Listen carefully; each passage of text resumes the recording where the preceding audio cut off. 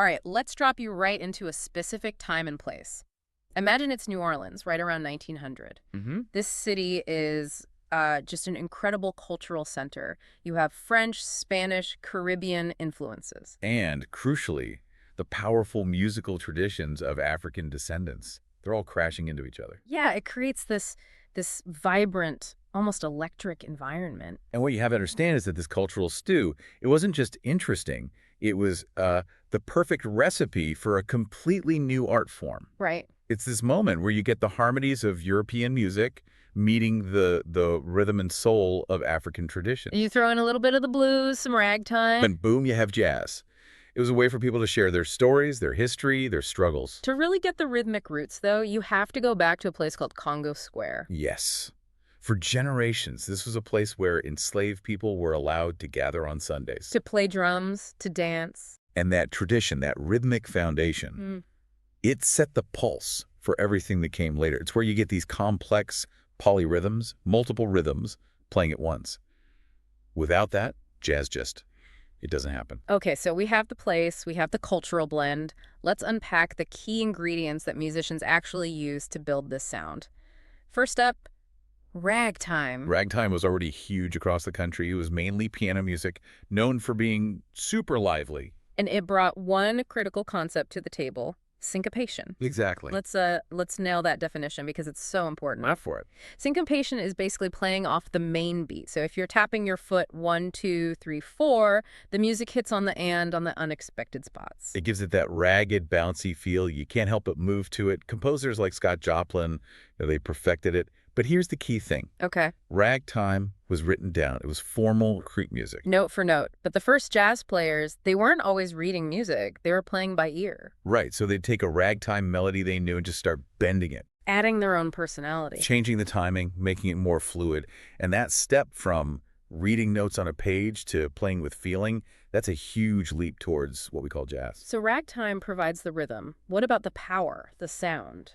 For that, you have to look at the brass bands. They were the absolute backbone of the music. And they were everywhere in New Orleans life, not just music groups. They were like a community fixture. They played at everything. Parades, picnics. Weddings, and probably most famously, funerals.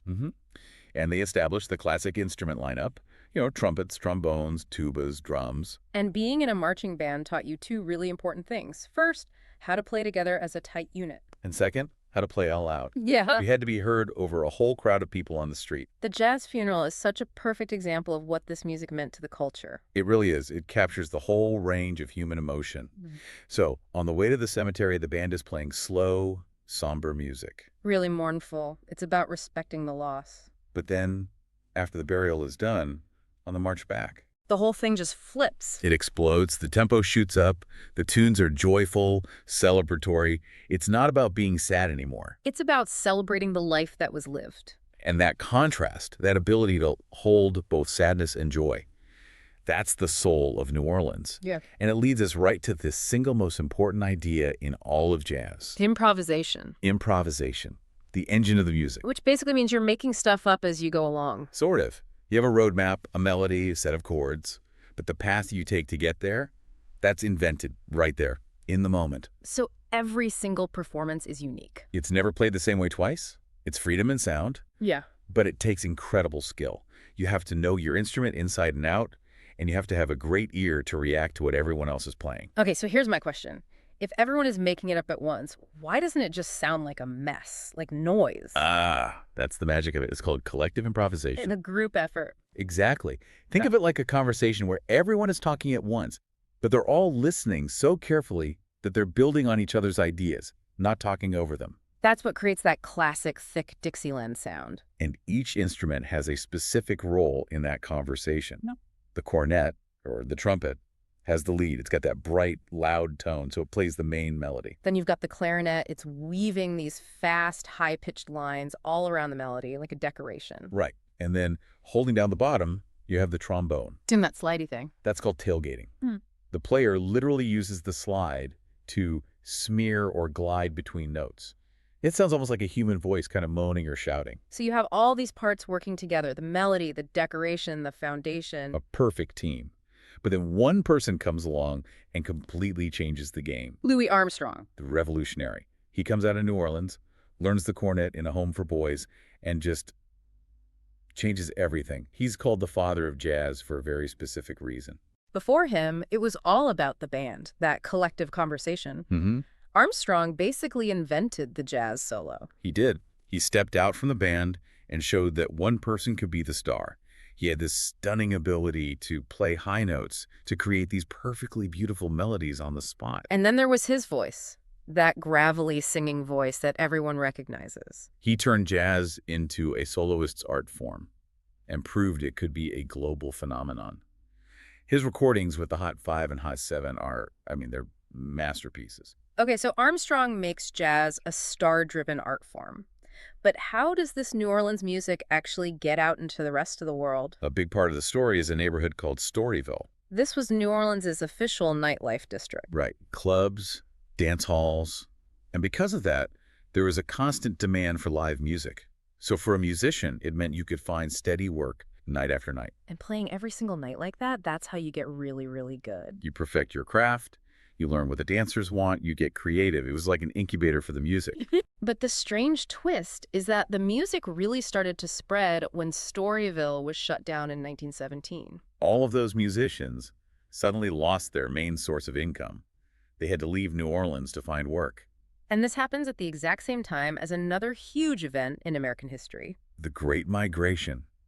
Hundreds of thousands of African Americans were moving from the South to northern cities like Chicago and New York. Looking for better jobs, more freedom, and the musicians went with them? They took the New Orleans sound with them, and Chicago became the next major jazz hub in the 1920s.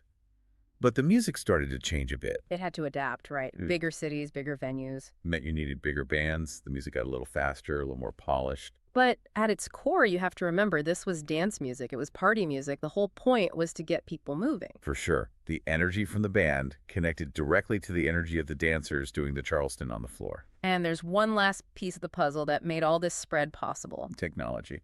The invention of the phonograph record. Game changer. It was tricky at first to record those loud brass bands, but the first jazz record was finally made in 1917. By the original Dixieland Jazz Band.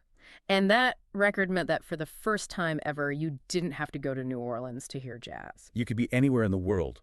It helped create a list of standard songs that all musicians knew, and it preserved this music forever. So when you put it all together, what's the big takeaway? New Orleans jazz wasn't just music, it's this uniquely American art form that came from a collision of cultures. It represents freedom, creativity, and that spirit is still completely alive in New Orleans today. And the techniques they pioneered back then, that syncopated rhythm, the idea of improvisation, are still fundamental to so much of the music we listen to, from rock to R&B. It shows how something totally new and beautiful can be born when different cultures come together. But that spontaneity, the magic of it, was really perfected in the live performance, which leaves a really interesting question for you to think about. If the real soul of jazz is that spontaneous conversation between musicians in a room, how much of that original, messy, brilliant energy is lost when all we have left is a polished recording from 100 years ago? Think about the difference between hearing a story and actually living it. Good luck with your studies.